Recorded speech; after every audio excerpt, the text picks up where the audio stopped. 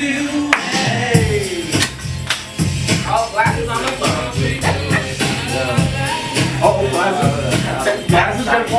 Hey, friends and neighbors, this is Darrell Watson with the Fine District 9. We are doing Barbershop Talks at House of Hair once again. Thank you all for being here. I am so honored to be the City Council member supporting all of the Fine District 9. We're going to have a discussion tonight that includes a discussion around youth. And how do we show up for youth in our communities? How do we support youth in our communities? And how are we elevating issues and opportunities that are impacting them and finding solutions for some of those issues and opportunities. I got to tell you, I am proud as always to have DJ Squirrel here with me, so kick us off, Iman. There you go. This is how we do it. All right, y'all. Now, family, we're going to be getting our haircut, and I want to start off with Marcus Pope. Marcus, can you just tell the people where we're at? We are at 5023 East 28th Avenue, located right in the heart of Park Hill. We are in the this essence of the community, located right off 28th and 28th Avenue in Fairfax. Thank you, Brother Pope. And let's go around the room and introduce ourselves. And we'll start first with Sam. Then we're just going to go around the room. Well, he already kind of gave a pre-introduction. My name is Sam. I work here at House of Hair alongside Marcus and Bonnie. Hey everybody, my name is Ben Sanders. I'm the Chief Equity Officer for the City and County of Denver. Happy to be here. Hey Ben, hit them with what you're currently doing. Yeah, we are currently in the middle of a really exciting venture. Before this venture, my office had 16 people in it. After this venture, my office will have about 80 people in it. We're creating an Office of Neighborhood Safety, where the focus is going to be really taking a neighborhood level approach at how to make our neighborhoods not just more safe, but more vibrant. You know what I mean? Not just the opposite of folks feeling safe, but you know, what needs to happen for our communities to be places where young people have opportunities, you know, not just where they're safe, where there are pro-social opportunities. And so offices of neighborhood safety across the country, typically what they do is they work to create responses to issues or challenges in community that doesn't involve sending uniformed law enforcement, right? We all know that Black and brown communities have different histories with law enforcement than other communities. And so what would it mean to work with community, work with existing partnerships, existing organizations to create solves without having to call the police, to create opportunities for young people without having to bring in disciplinary actions or putting them into contact with the system or anything like that. So we're really excited about it. Councilman Watson, you know we're still in the early stages of this. We're integrating staff and programs right now and meeting with community and stakeholders to do just this, right? To ask what y'all need. You know, on the government side, we have lots of data, but we don't really know what to do with that data unless we hear from you. So I'm super excited to be here to talk about what youth know, because that's a big part of what we need to know in the Office of Social Equity and Innovation, which is where the Office of Neighborhood Safety is going to live. All right, brother, let's keep going around the room. Jeff Shanahan. Give a little bit, Jeff. You're not just Jeff Shanahan. What do you do and how do you engage with community? Yeah, Jeff. Jeff Come on, Jeff. Shanahan Development, working on trying to build equity through home ownership in the city. So currently working on a third condo project in the city, with condos that are priced at 70% AMI. They're available up to people making 80% of their immediate income. And I got to tell you, making sure we have actually places for folks in the Black community and the development that Jeff's talking about, it's going to be right in the heart of 5 Points. It's going to be right in the Welton Strip, where there are no condos that Black folk can buy. And with the support from the city, the support from other agencies to make sure that it's affordable, I think Jeff and his team is doing a great job. And that also intersects with a discussion we're having about families and Black families and youth. What can we do to elevate the family? And part of it is making sure that we can actually live in the communities that we love. So thank you, Jeff, for being here. Let's keep going. My name is Monty. I work here with Marcus and Sam, and I'm a basketball coach at Thomas Jefferson. This will be my 4th year. Okay. And then I just recently started working in DYS, so I am in the youth services down at the Guild. So. Good to see you, Monty. Come on down. I'm Jace Pope. My dad owns a barbershop. Kind of been here most of my life, in between sweeping and getting haircuts and stuff. So yeah. Well, I appreciate having young voices on the panel, and I really want to hear from you, brother, kind of what you are seeing, how you're impacted in our communities. What are things that the city, what are things that us as community members that we should be doing to make sure that your voice is heard? And that's why you're here, and I appreciate you being here. Hey, what's up? I'm Josiah Peters. I'm a Crowley Foundation ambassador and an entertainer / artist. I'm a comedian, actor, and all around stellar black dude.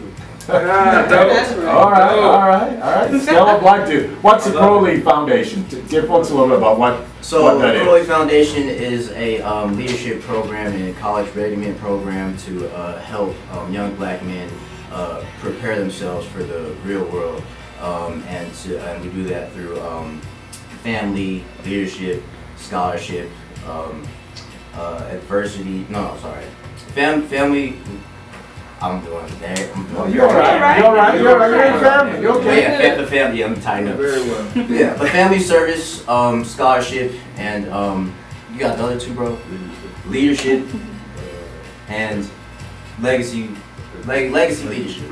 That was a bit wrong. Nah, but that was perfect. That's all, you're just talking. The core values of the Crowley Foundation that we like to embody and continue to help the youth and continue to build this up and to make sure we are prepared for life and prepared to lead a very strong legacy.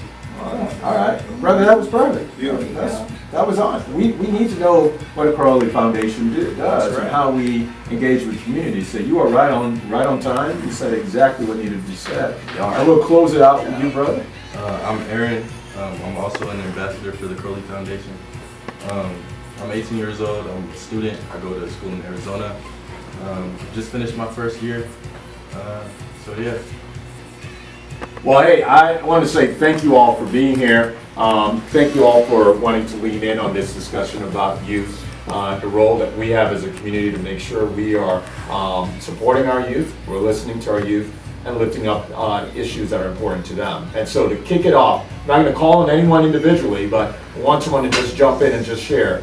What are your thoughts or some of the top, let's say, 1 or 2 issues today in Denver that are impacting youth in our cities, and possibly what is a solution? What's an idea of something we can do to actually confront those issues? And I will call on someone if you don't jump in quick, because I don't mean to put my phone out, but like I wrote down a little bit, just like starting at the youth centers. I've just been hearing a lot of stories, and these kids they don't have the supervision around, and they make these decisions just like impulsively. So one specifically, I had a student or a youth, he didn't have any money one day, so he went and stuck up an ice cream shop, and now he's in the youth center, and that was his whole reason. So I thought lowering the work age or implementing a program that teaches kids how to make money legally and how to manage it. Yeah, because there's a lot of kids that are out here, they don't have no money, and their parents aren't giving them any money or any access to anything, so they're just, all right, now I gotta rob somebody for some money. So a program that'll teach them how to get into work a little earlier than 15, because we've got kids in there that are as young as 10 years old, so it's like, dang, that's crazy. So yeah, something like that. Talk through a little bit at Gilliam. What do you have a sense of what ages of youth are at Gilliam that you all are currently serving? So our youngest right now is 13, and the oldest is 17. So Gilliam is just a detention center. They're not committed there, so we have kids that come in and out, and they range from 10 to 17 though. So once they're committed, they'll go to the other 2 facilities, either at Lookout Mountain or at Montview. And at the committed facilities, they have a lot more programs where these kids can transfer into, I don't know if that's the right word, kind of like ease into the real world, like say like they've got trades and all, transition. I got you. They have culinary, they have barber school. I'm not sure what other resources they do have at committed facilities, but if we were able to get any kind of those programs in just the detention facilities, I feel like these kids would be like, oh dang, like I can actually do something, you know? I think another really important thing that I heard you name was not just work opportunities, but also learning how do I manage this little check that I got in one of the most expensive cities in the country. Right. So financial education. How do I navigate? It's one thing to have a job, right? In some ways, it can almost be more stressful on the other side of having a job. Absolutely. Because now you got all these spoken and unspoken expectations that you're supposed to do your check. But you just got your first real job, right? So I think that's a really important part, right?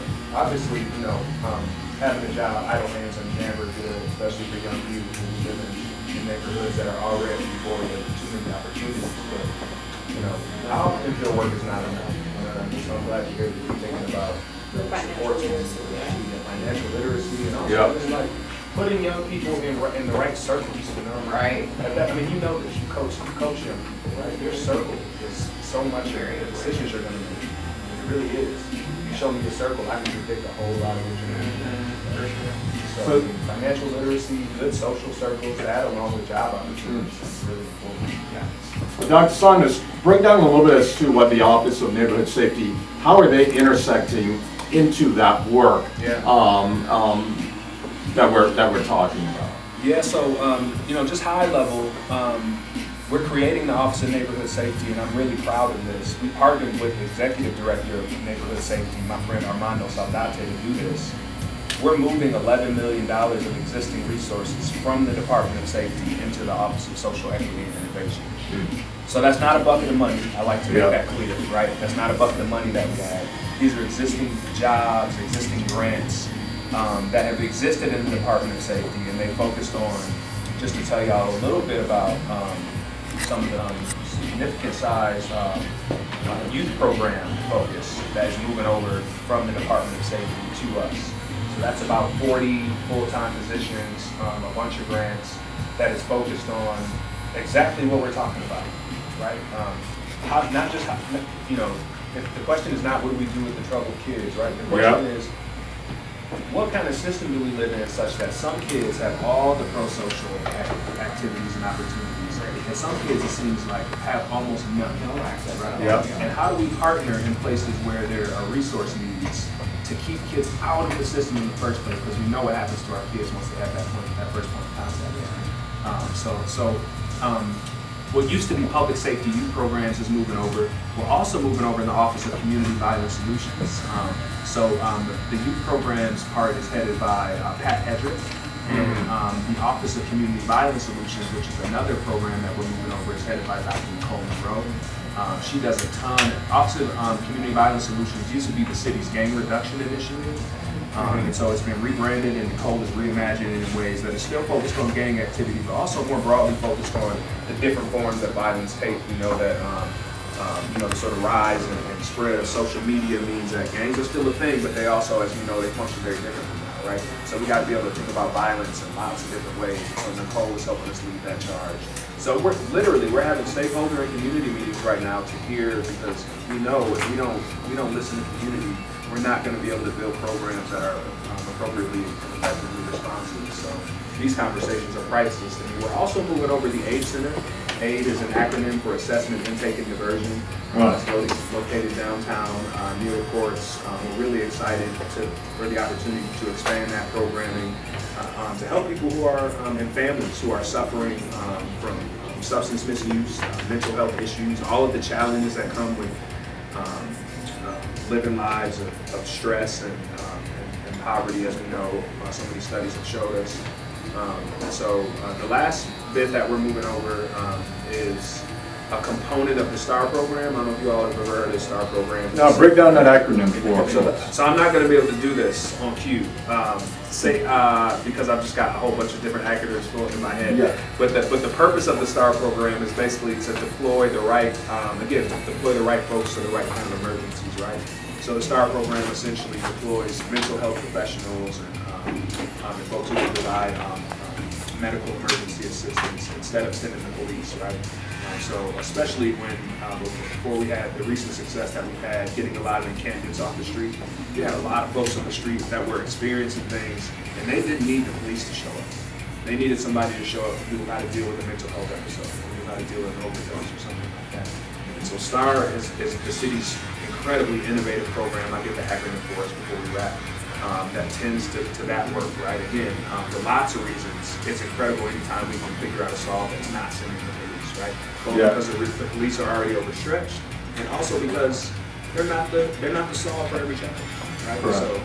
So those are the four components that are creating officer neighborhood safety. I'm happy to talk about anything you want to talk about. Well, Ben, thanks so much. And we have some young folks on the panel. My initial question was kind of talk through, kind of from your perspective, a youth perspective, what is it what's your thoughts on the issues that are impacting young folks? And what's the solution from your perspective, from all three of you, that we could be doing as a city? You wouldn't have to go in line. You just jump on in. Jump on in. You got it. I would say, just like kind of what Mike was saying, off the impulsive decision, you kind of like feel like maybe teachers, like if they see stuff like that on the record, like they judge you and they tend to like treat you different. Obviously, it's never happened to me, but like I've had like different friends and stuff, just like get treated different by the school system off of one minor situation. I guess in between minor and major, but yeah, just getting treated differently based off of something like that. So making sure within our education system that we as the adults or I as a decision maker when it comes to legislator, as we talk to educators, to know that one situation from a young person shouldn't be kind of what we believe that person is. Provide opportunities within DPS for young people, even if they have one thing or two things that they did that they didn't do exactly the way the school wants it to be done, but that they are not kind of forever considered to not be a solid citizen, a solid youth within the school system. I think that's important. We all have made mistakes as young people, so we need to make sure that our education system doesn't become a pipeline to prison, that we actually have a pipeline to other opportunities for all of our students in our schools. What are the thoughts from young folks on the panel as far as from the Crowley Foundation? Talk through what has the Crowley Foundation done for you all to make sure that it lifts you up and allows you to really engage positively within community?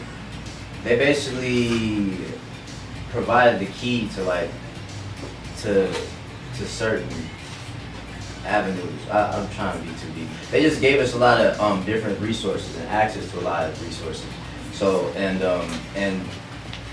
gave us the knowledge on how to break it down like in a digestible way where it's not like, because anybody can give somebody the knowledge, or somebody, like you can give somebody a key but they won't know what to do with it, and like they were able to, Crowley Foundation was able to help us like learn how to digest it and still remain authentic. Authenticity, I don't know if I said that as far as one of the core values, but authenticity is one of the core values that I think that they help us regulate how to move within like society, I guess, and like just have with it being a leadership summit.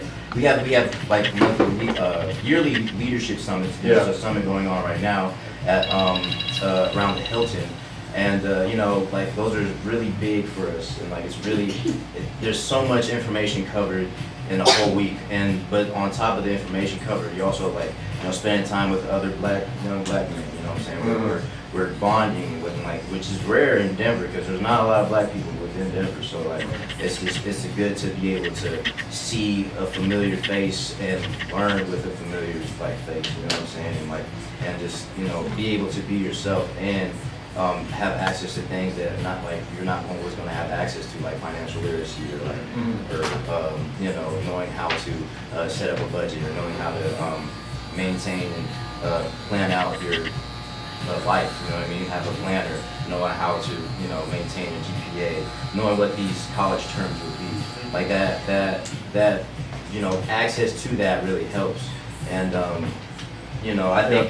think what can help, like And I think the earlier that is it like implemented within the communities, like just like somewhere for kids to like like practice leadership, just like somewhere to practice leadership. As a kid, like my mom, my mom was somewhat of a single mom growing up, and like she was trying to make sure I didn't, fall like flat or anything. So she put me in a lot of leadership programs. And I would thank her for that because that helped me kind of gauge the opportunity to gauge what I didn't know. I hated it at first. I was like, bro, I gotta go to this thing every day. Like, I don't want to do this. But now I'm like, I think I'm really appreciative of that because that helps build a nice foundation of what it means to lead and what it means to how to not also lead, but also follow, and also know have a blueprint of what you might want to do as yourself. So it builds an individuality, it builds an authenticity. So I think that if there's just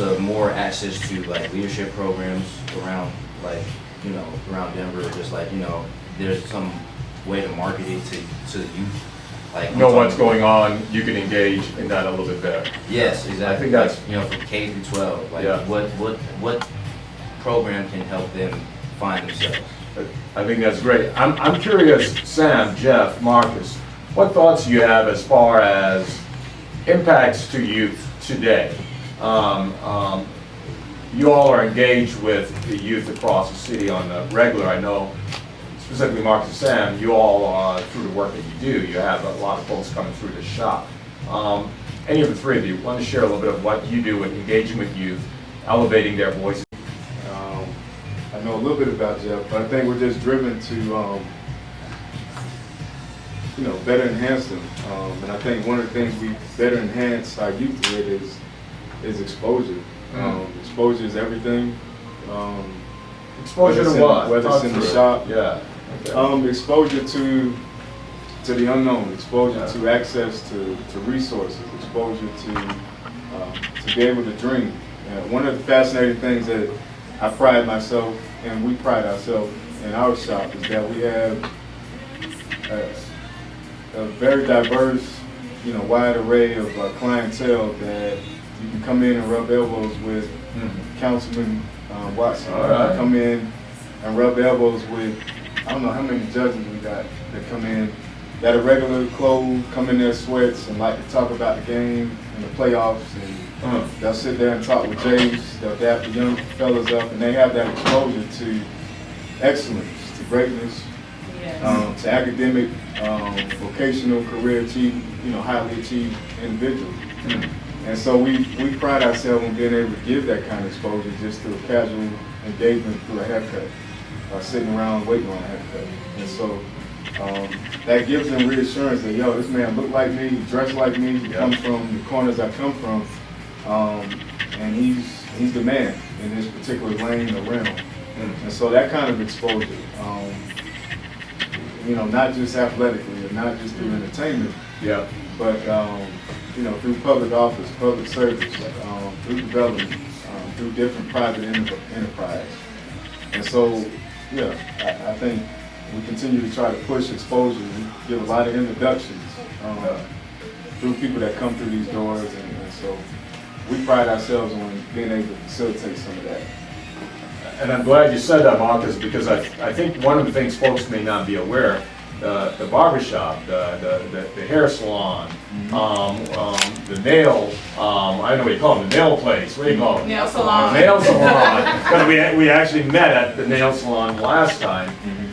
Black community, that's what we need. That's right. That's where we get to see ourselves and see folks who are in community in so many different roles. And I think that is essential for youth also to be exposed, like you said, Marcus, to that, because we're exposed by so many negative images of blackness on the daily, whether it's on the internet, mostly on the internet and social media, but on television, and even as we walk up and down the streets, the things that are elevated about blackness is oftentimes the negative side. Right. So I appreciate, Marcus, you talking through, what this barbershop means to community and how we are exposing, all of us are being exposed to the positive side of what it means to be a black man, black woman, black member of this community.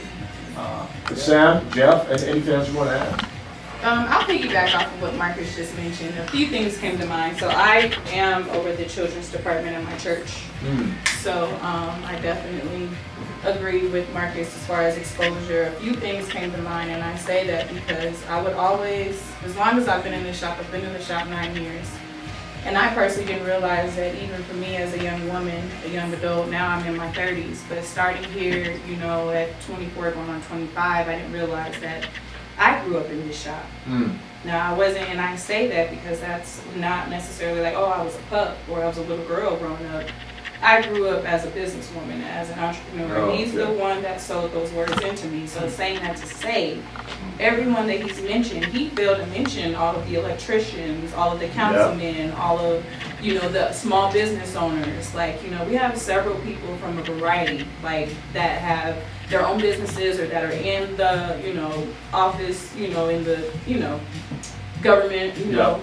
So forgive me for my lack of better words, but saying that to say, I always would say, like, if we could get everybody that would step foot in here on a board, we have teachers, educators, like, phenomenal people. And so saying that to say, like, we really have power just through who comes through this shop. It's not bragging about the shop, but that's also the longevity, right? So fast forward, I was thinking about the exposure. I have 2 clients, 2 young men. Their mom brings them in. And I thank God for her because they're pretty sharp. The oldest one, that candy machine, that's his. He came in and was like, hey, can I start my business in here? Can I have a candy machine? Wow. So I talked to Marcus here, right? And his brother has a cake pop business. So saying that to say, they are cultivating, you know, a mindset of business at a young age, and also stewardship and discipline and things like that. But not everybody has that opportunity. So when he says exposure, I agree. Like, the programs, and I'll even take it further than, you know, Denver. You know, I think there are some other things that might be at play. You mentioned mental health. I know a young lady that used to go to my church, and her mom lets me know that she's tried to commit suicide, right? So I think that's another thing too. Like, how do we bring hope to these children? And it doesn't always have to be like, oh, you know, Jesus, Jesus, Jesus, but you can also implement the love of God to these children in an unorthodox way to provide hope for them as well. So we do have the finances, we do have the community, we have the programs, but when all else fails, what do they have to hold on to? So if that makes sense as far as hope. So yeah, I believe the exposures, I would definitely love to talk to you because I know you mentioned some of the mental things, and I actually will reach out to that young lady's mother soon. But saying that to say, I just feel like the exposure is one thing, but also how can we reel that into also having hope within all of that? Because the world your money can fall short and you can be in the negative, you know what I'm saying? You may not have the resources to a mental, you know, or a therapist, right? Or anyone, you know, to help you. So even when things in the natural kind of fall short, how do we help them on the emotional, mental, psychological, spiritual side as well, if that makes sense? So, yeah. That's deep. And I gotta say, Sam, you don't have to have a PhD or an MD or something behind your name. Absolutely. I think the important thing in community, and oftentimes, I mean, from our culture, we know the culture we come from is that it does take a village. A lot of people are using that term, but we lived it generationally throughout the history of our people. And our people come together to listen. And I think as folks who aspire to be leaders, or folks who are in community around young folks, just simply being there to listen to them, to take on that pain and take on that stress, say, I hear you.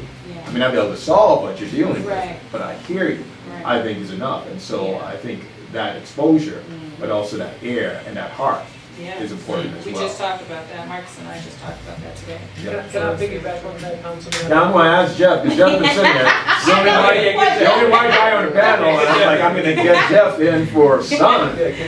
So talk a little bit, Jeff, about your thoughts on. So you are in community. You are building homes in community that are going to be filled with community members of all stripes, and mostly folks who are struggling, working class folks who are struggling to be in this city. There's working class families as well. So as you think as to the impact to youth in our communities, and the impacts, things that are impacting our youth in a negative way, what are some of the things that you as a leader, you as someone who is providing support the families. What are some of the things you think the city should be doing, and what are some things you think of from your place, your rooting, from where you're from, as to what are negative impacts to you? And that's a lot. Yeah, it was, so I think what I'm doing actually came from a point of education. And so my mom was a teacher, and my brother's an assistant principal up in Thornton. And just like him saying, like, you go put out an application for a teacher, and they'll get 2 applications because nobody can afford to live in Denver. So the first project I did was actually, we based the pricing of those units based on the starting teacher salary. And so that teachers could afford to live in the community that they teach in. And so, and then it, you know, morphs into stability in housing is huge for education too. If you're constantly moving schools, making new friends, you know, your circle is changing constantly. It feels like that's not good. Yeah. And so, my goal is to bring stability to housing and start earlier too. You know, I think if you start earlier, you can break that cycle moving forward. And then, so that's how it started. And then as we're going through the process, you know, everybody's like, oh, these things are going to fly off the shelf, right? You're going to sell these units in no time. And it didn't happen. And it's because people had given up on home ownership. You know, they think they're forever renters. And so we have to go out and educate. It was a big lift on the first one, educating people like, hey, this is possible to be a homeowner. It's not a scam. You know, so that was, it's amazing how the education is just woven into all of it. And so, yeah, I mean, education is the biggest thing, I think, learning early. And I'm going to go back to kind of talking about the public schools and funding. And this is just from what I hear from my brother and even when my mom was a teacher, is that everything now is just so based around scores, test scores for state funding too. And it sounds like every time test scores come in, and if they're bad, the state kind of pulls back on funding, which seems counterintuitive. And so, curious if there's a way, you know, within the city of Denver to counteract that. Like in my mind, if test scores are down, or it's, you know, a bad school, like it seems like we should bring funds there, to draw teachers there, and bring in business professionals to talk to these kids, you know, and back to the, you know, who knows, like careers out there. Like when I was growing up, I didn't know, there's so many jobs out there. That I didn't even know. There's lots of opportunity. Yeah, so many opportunities. So yeah, bring in like, try to fund programs to bring that into school early, middle school. So people are working towards that through high school and then have direction. They don't want to go to college or. I want to elevate a piece that you spoke to without actually even saying it. I mean, displacement, gentrification, the lack of stability in housing impacts youth, impacts families. If you aren't able to have rooting in community, if every now and then, every month you're worrying about whether you can pay your rent, whether you can gonna get evicted or not, young people feel that pressure from their parents. They feel that sense of, you know, we are not tied into a community. And so I think it's important for us to know that housing is part of some of the solutions we need to have for youth. I mean, housing is essential for us to make sure that we provide stable, affordable housing for families and also for ownership.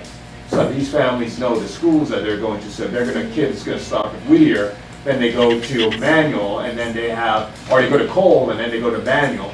They know that they're part of a community that goes back within our Black community, that they have a sense of place and space. So thank you so much for lifting it up. I know, Ben, you had something else that you wanted to add on this. I did. It actually goes back to what Marcus and Sam were talking about. I think, you know, there's so many things. I mean, the question about funding schools in the right way, the question about the right program, the right opportunities, the right leadership program. But I think it's really easy to skip over how, not just powerful, but how sacred what you're doing is.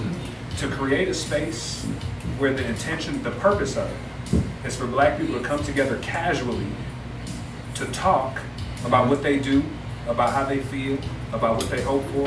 That is, I mean, you talked about the fact that we come together as black people, and we're just people who come together to talk and listen. I mean, when we're talking about barbecues or barbershops. As I was driving over here, I called one of my buddies that I grew up with to make sure I wasn't getting my childhood barbershop, the name of my barbershop wrong. I used to get cut at a spot in Chicago called Correct Cuts. And when I tell you, man, so much of what we learned as young men, we learned in that barbershop. A lot of it was nonverbal. It was just being around people. The right people and the people you didn't want to spend too much time around. Everybody came into our shop. You know what I'm saying? And so I think it's, you know, the programs are important because we need access to the resources, and we need partnerships with establishments and governments and entities that use programs to get funds out. But I think the most powerful part of what we have, and I mean this, the funding is essential, all those things are essential, but the most powerful and important part of what we have is this. It's us. It's our space. It's our culture. It's knowing who we are. It's knowing how we communicate.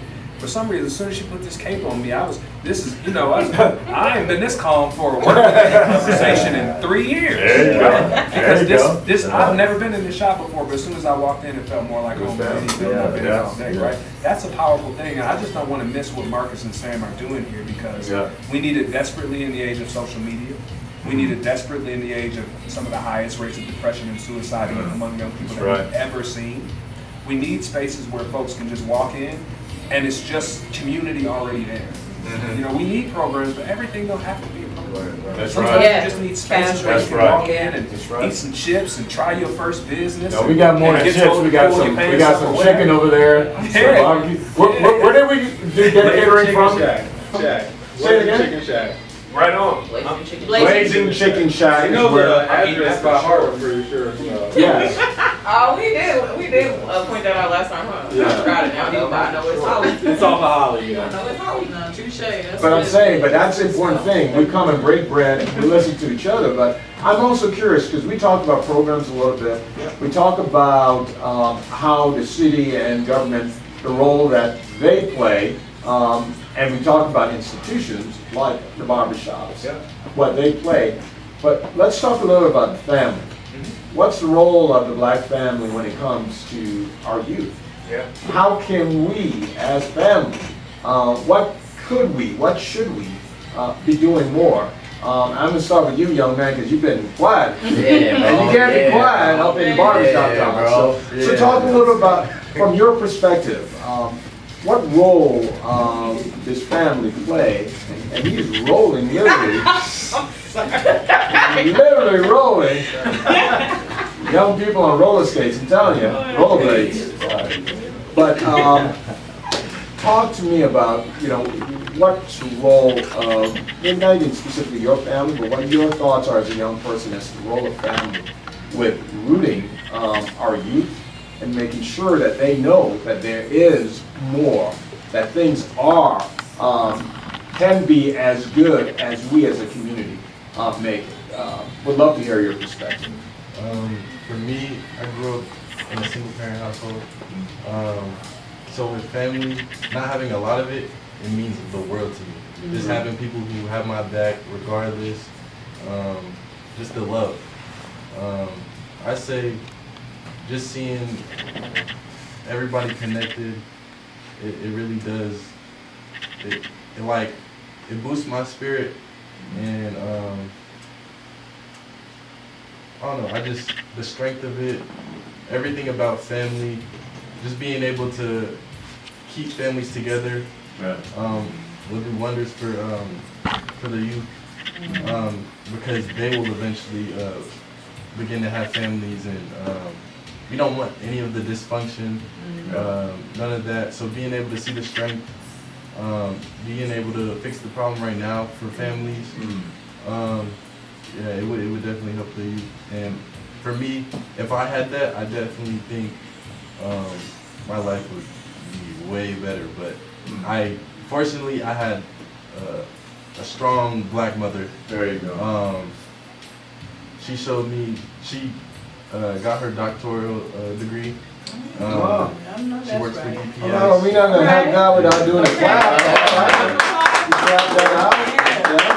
Yes. So praise to her. She showed me how important education can be. So yeah, I really hope that, and because of her and because of my family, I think I'm becoming the man I'm supposed to be.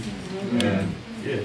Well, amen. Well, thanks for sharing that. And, you know, Jeff added on education, so you built on where he began. But, you know, lifting up your mom. I mean, my mom was single mother, youngest of 7. By grace of her and God, we made it out of projects, and she instilled in us values that guide me through and through today. So thank you so much for sharing. What other thoughts do folks have as the role of family in this discussion? I'd say that another core value that I missed, which is pay it forward. I think that's a big.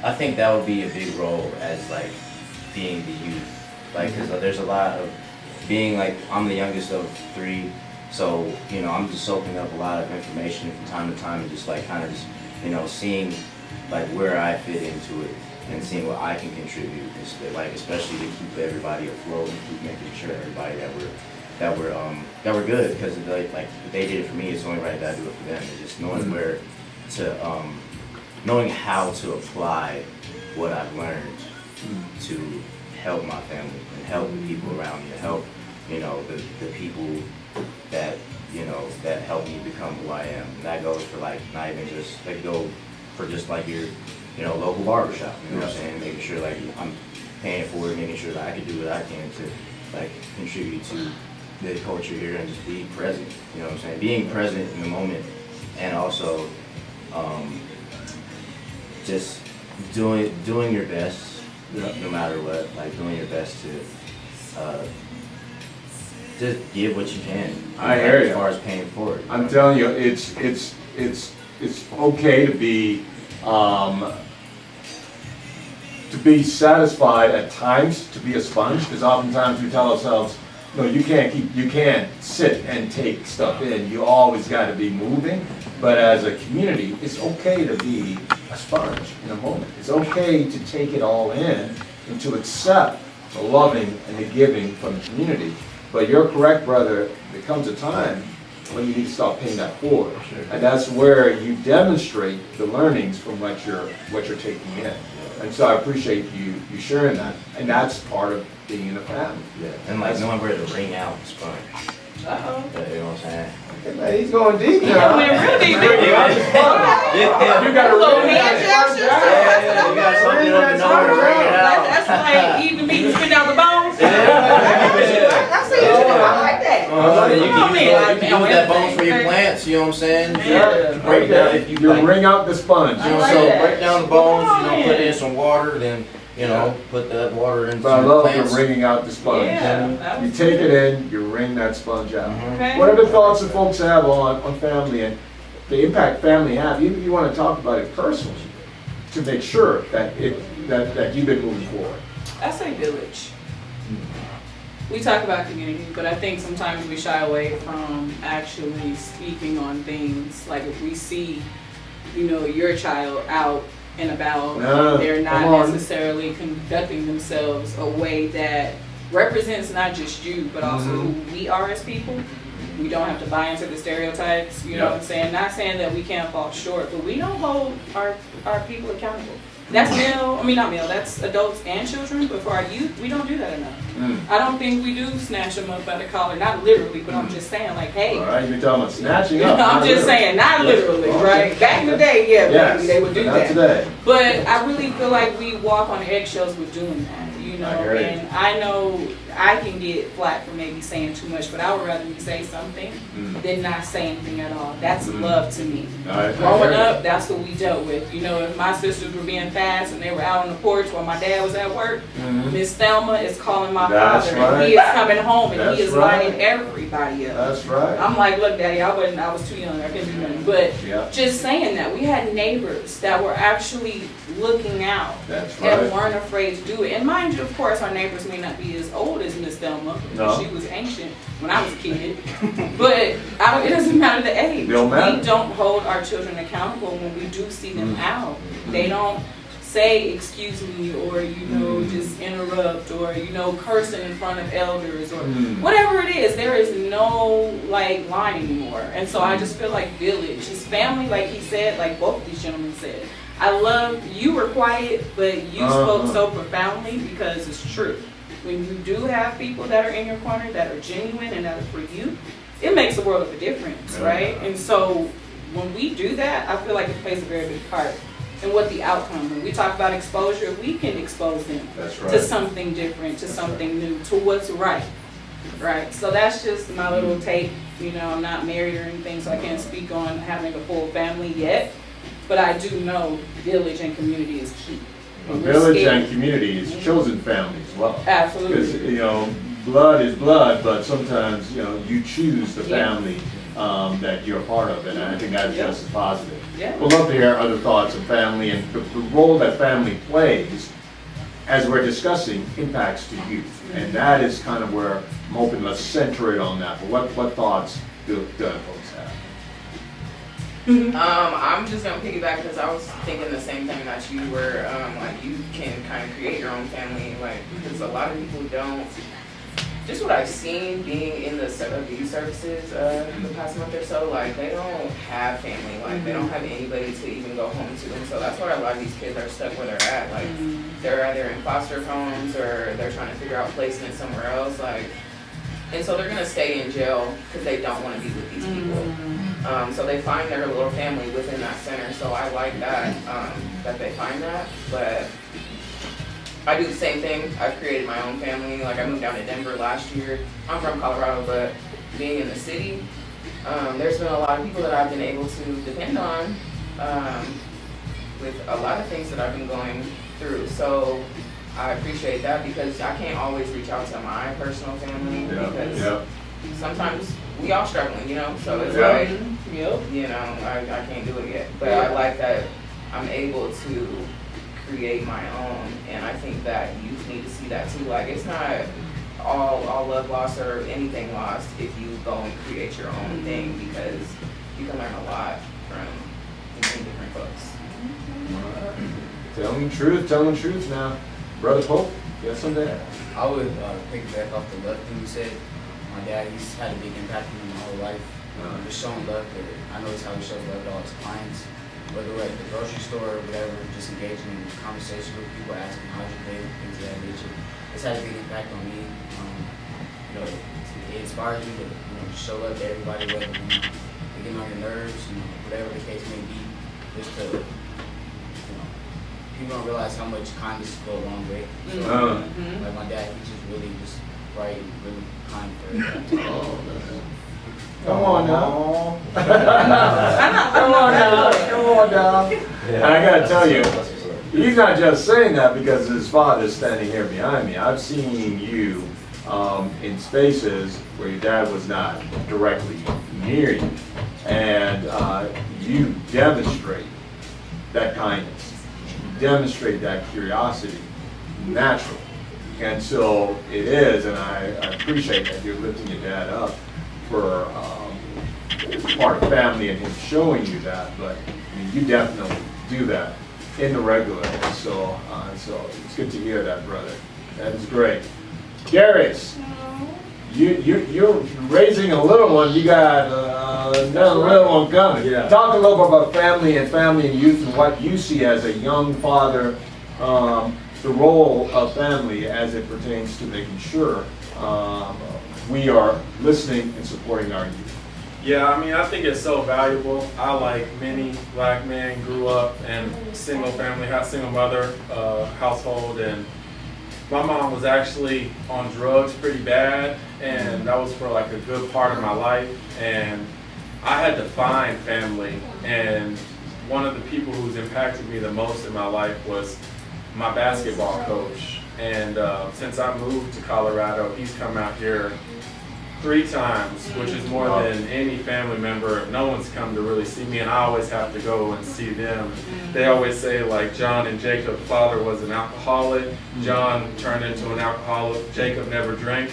I decided to be Jacob, and I just wanted to be so much different than everything I've seen. And so many times growing up, my mom, she was a very strong woman, and even she was, throughout the times when she was fighting her own demons, she did everything she could to instill strong values into me. And she would always say, do what I say, don't do what I do.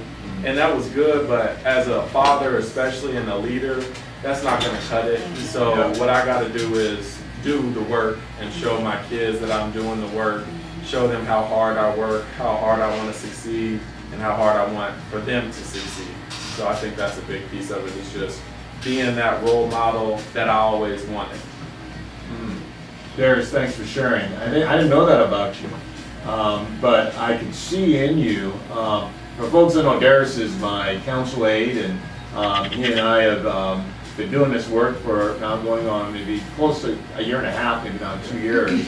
And I watch you with your wife, and I watch you with your little one, and I watch the sensitivity and the delicateness in which you treat your family. And I know that is something. Now knowing your part of your story, that's something you worked on, something that you learned from your chosen family, and so it shows as well, brother. So thank you so much for being present for so many young men that you're mentoring and that you're supporting across Denver. So thank you so much. Hey, we're coming close to the end, so I am going to go around the room and ask folks to share from all the stuff you're hearing about what we can do to support youth and the ways in which we can elevate youth voices. What's one thing you, in the place that you're at, the place that you're rooted at, in the works that you do, what's one thing you can to help not only elevate, but to support youth this summer? And what's one thing you want to commit to on camera, live, because we're going to put this on social media, so we're going to have you locked down forever, because I don't think it's going to disappear ever.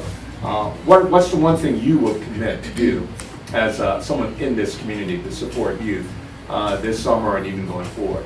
And I'll start first with Dr. Ben Sanders. Well, I mean, I've talked about the Office of Neighborhood Safety a whole lot tonight, and one of the things that I'm excited to do through that office is make sure that we're listening to youth, not just at the beginning, not just when we're getting started, but all the time on a continual basis. So we have a community advisory board, and I'm committed to have youth representation on that board that will help shape the work of the Office of Neighborhood Safety and the Office of Social Equity and Innovation. But also, we've got a couple of different youth cohorts that I'm looking forward to expanding and engaging some of these folks in. Because, I mean, at the end of the day, one of the most important things we can do, and I think this has already been touched on when it comes to youth, is listening to them. These folks are dealing with stuff that we never had to deal with. And so if we're honest with ourselves, they're facing some stuff that we don't actually know how to deal with. But if we listen to them, we might learn something about their perspective that can plug into our experience that helps us to supercharge that. So I'm going to use the Office of Neighborhood Safety as a sort of work tool to kind of do that. And I look forward to staying plugged in as we do. All right. Sam, what are your thoughts? Put you on the spot. That's fine. Hey, Sam can cut hair, by the way.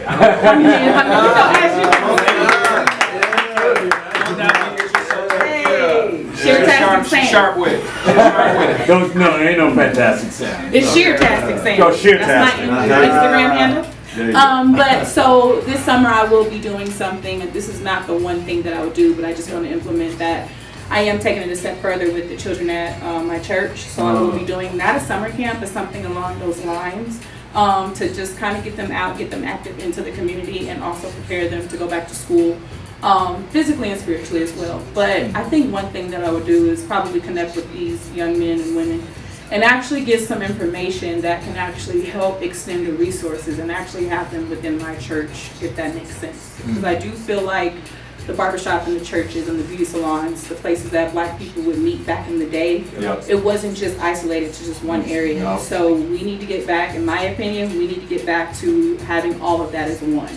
So I should be able to get connected, whether if it's affordable housing, whether if it's a detention center, whether if it's a barber, whether if it's a community member that has different programs that we can get them connected to. We need to have that in-house. So my goal tonight is to get all of the information that I can so that I can begin to promote that at my church. And I'll drop the mic. Bam. Bam. All right, come to you, my brother. I'll make a commitment to be more intentional about engaging the community with our projects. I think everybody's moving so fast. We send out a blast email to the community. I'm like, check, we've reached out, and now it's on them to reach back out to us. And so I think, this being the start of it, is just being more engaged in the community and slowing down really. Not just trying to get to the end. All right, Jeff. Yeah. With just the jobs that I'm in right now, just with coaching and being in the facility, like it's super important to me to like stay there. Honestly, like be there consistently because these kids have people come in and out of their lives and they don't trust it. They don't trust things that they say and what they present to them. So I'm trying to be like that role model that doesn't leave their life. I'm here trying to help you out in any way that I can. And yeah, just being determined to be there and not up and leave, because that's kind of traumatizing, especially at that age. So just trying to thug it out with the kids. Being that rock, being that rock. That's safe work. Yeah, safe harbor. That's good. Yes. I would say, so I work at a reading camp with kids with dyslexia, ADHD, things of that nature. I would say listen to them more. I had a young man talking about me the other day about the stuff he had going on at home. He was saying about how his dad got laid off, things of that nature. So, just not letting those kids grow up with those things kind of weighing down on them. Like, people often forget how much just talking about things can really get you, take the ease off of you. So I would say just listening to, asking them about their day morning, things that need, just to kind of get them more open. And that kid, he's kind of misunderstood in my camp. I know too. He's kind of singled out a little bit because he had kind of behavior issues. But when I sat down and talked with him, he wasn't really as bad as they had him out to be. So I think, there's a lot of misunderstood kids, and if you just have a conversation with them, you realize they got their own stuff going on. Yeah. That's right. Let's say it, Jace. Thanks for saying that. Thanks for reaching out. Because sometimes it would be easy for you being at the camp and say, this is supposed to be the problem child. I'm going to deal with all of the other folks. It makes my day a lot easier. But you did. So I appreciate that leadership. Young man. I'd say for every door you open, leave behind the key. Always, whatever opportunity that you're presented, make sure you're leaving the key behind for those who's following you or who want to follow you. And also follow up with them, because you can also leave behind the key and then probably use it for something else. So always, open doors and leave behind the key for somebody who's willing to want to, get them. And even if they aren't willing, it's still good to just, give them that key so they so you can tell, so they know that you gave it to them. Like it might get lost, but if they find themselves later on in life, like, oh man, I remember that conversation. Go back to their messages or whatever, and say, oh okay, that's I can follow up with. So just open up the door and leave behind the key and follow up. Wringing out the sponge, opening up the door and leaving behind the key. I'm taking it all. Hey, I'm taking the sponge right there. I'm taking it all. If you say it before me, I'm saying it, man. I'm copyrighted. I'm taking it all. Thank you so much, brother. I mean, that creates the clarity, the visual, so folks understand kind of the responsibility. You opening the door, you leave the key behind, that person still has to do, they got to take a step as well. So you're helping them, but you're allowing them the opportunity to take the step that they need to so it becomes their own, not yours. So I love that. I love that. And for you, sir? For me, I think I'm going to commit to being the voice, even though I'm a little bit quiet. Quiet's all right. It's good. Quiet's all right? Just recently, I experienced stereotyping or racism against myself, and I was alone in it. And that was something I never thought, I didn't know how to even process it. But as soon as I opened up to my mother, and she got me out of that situation. It was just a feeling I never wanted to feel again, and I hope nobody else experiences it. So being able to be that voice and like continuing to work with the Crowley Foundation,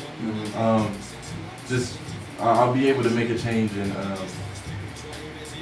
I commit to doing that and speaking up, because nobody should ever, feel like they don't have a voice. Well, know that your voice is power. Yes. And people show up in different ways. I got a big mouth. I'm West Indian, so I talk a lot. That don't mean that is what everybody needs all the time. But sometimes they need a brother that listens, speaks softly, but when they speak, it impacts. And I have to say, everything you said tonight impacts. So trust in your inner voice, and trust that when the time comes for you to say something, it's going to be the right time to say something. And then just do it. Yes. I'd like to piggyback real quick on what you were saying too about, I read a book when I was my first kid, trying to learn how to be a parent. And one thing that stuck with me in the book, not just as a parent, but in business too, is that no kid is out there trying to disappoint their parents. Nobody wants to disappoint their parents. If they're acting up, there's a reason behind it. And so, it's just like, just to think youth out there as being bad and bad, it's like they're not. Everybody goes around, like, I want to disappoint everybody today. That's right. So there's something behind it, so we're acting up like that. And the same thing in business, if somebody makes a mistake that affects me, I try to step back and go, all right, was this intentional?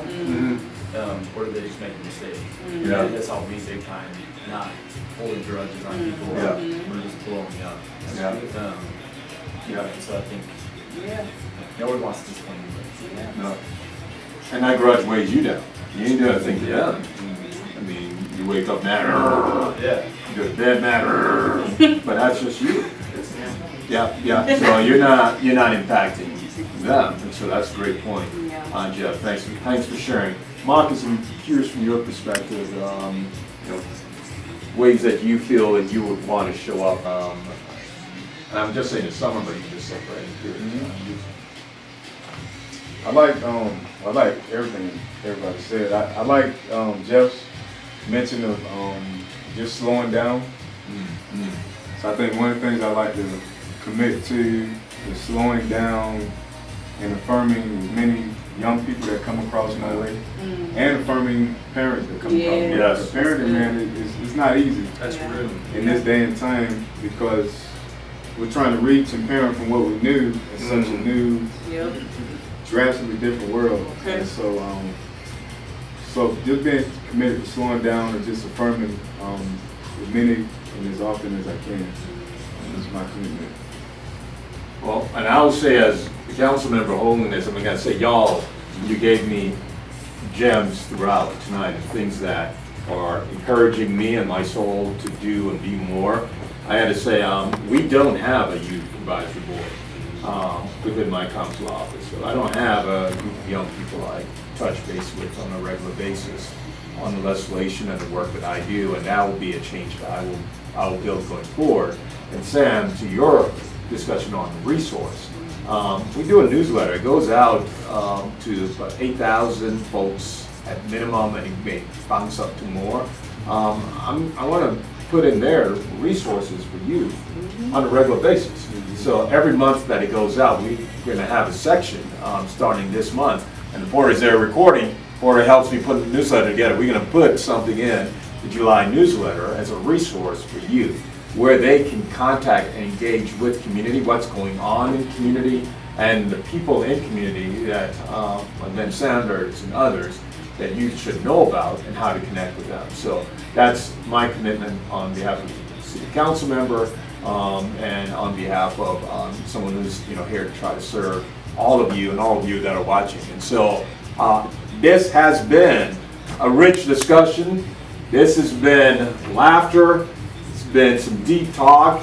We've been wringing out some sponges of knowledge all over the place. And I gotta say, as your city council person, I am honored to be able to convene community in this space that matters to our community.